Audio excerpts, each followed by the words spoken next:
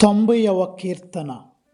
ప్రభూ, అనాది కాలము నుండి నీవు మాకు వాసస్థలముగా నుంటివి. పర్వతములు పుట్టక మునిపే, భూమియు లోకమును ఏర్పడక పూర్వమే, అనాది కాలము నుండియే నీవు దేవుడుగా నుంటివి.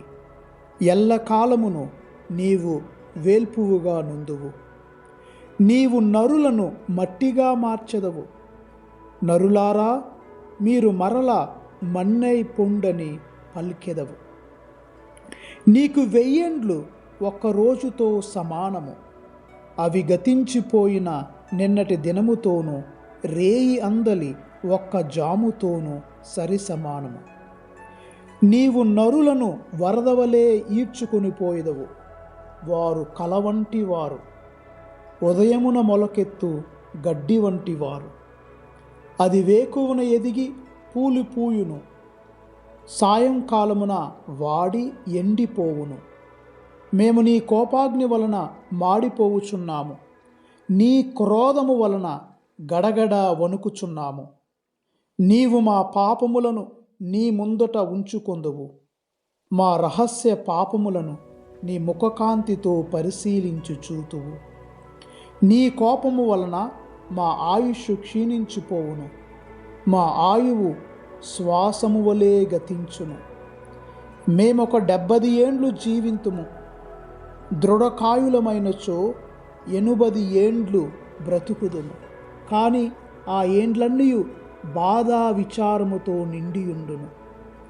మా జీవితము క్షణములో ముగియగా మేము దాటిపోవుదుము.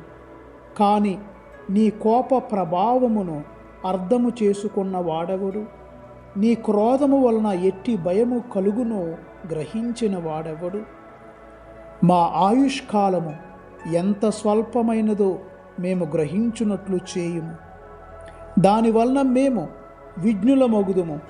ప్రభూ, నీ క్రోధమును అణుచుకొనుము. నీవింకను ఎంతకాలము కోపింతువు?